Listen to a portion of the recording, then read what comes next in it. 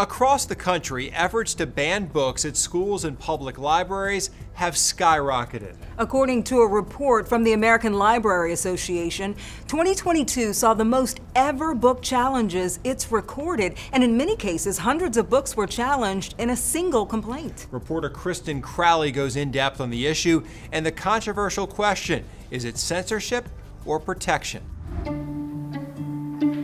It's a hotly debated issue. There is a real issue here with materials in our libraries. It may not be the book for you, but calling it pornography is a stretch.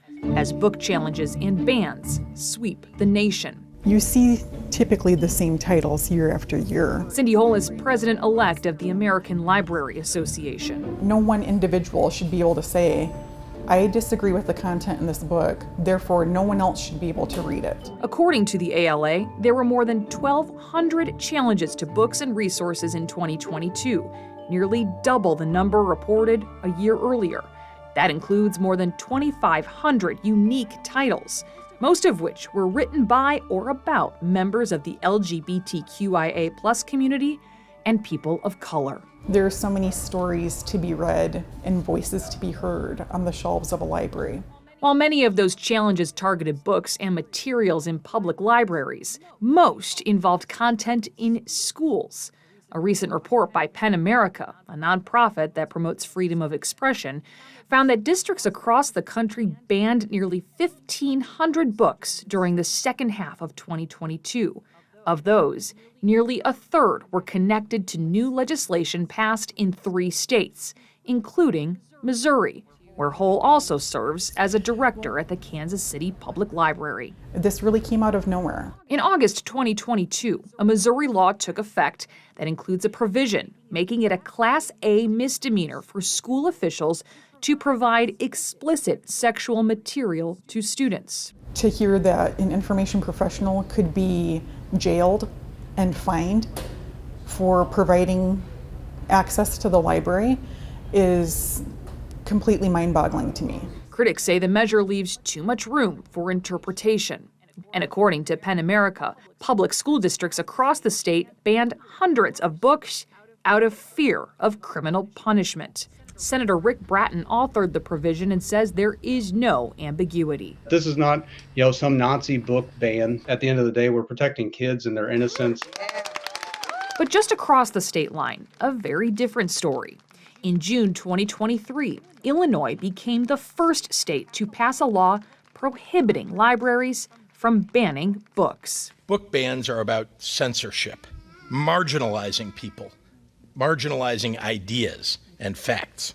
PEN America's report found that of all the bans across the country, hundreds were connected to advocacy groups, chief among them, Moms for Liberty, a controversial conservative parental rights group recently labeled extremist by the Southern Poverty Law Center.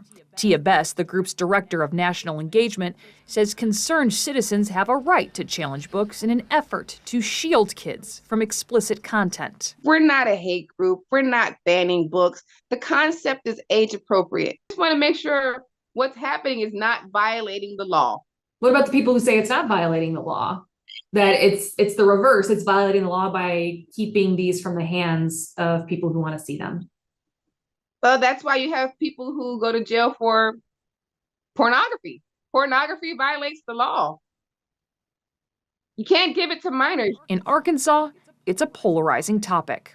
Children have the freedom to read. First of all, don't buy books like this. Craighead County Library Director Vanessa Adams says the system has tried to find room for compromise. I understood that some of the books were a bit shocking to a conservative community. No works have been banned, but she says some have been taken out of the children's area. We have moved a few books to the parent-teacher section because they were mainly geared towards parents anyway.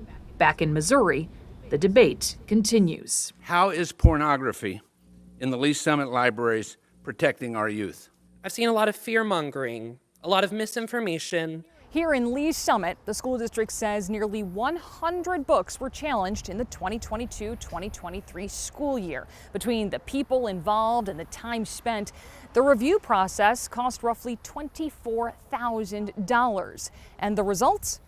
all of the challenged books were retained. It's about representation. Heather Fleming is a mom and former English teacher outside St. Louis. Through her nonprofit, In Purpose in Education, and with some help from donations, she's spearheading a nationwide effort to distribute banned books. We select one elementary school book, one middle school book, and one high school/adult book. And people can go through and request it, and we send it out to them free of charge.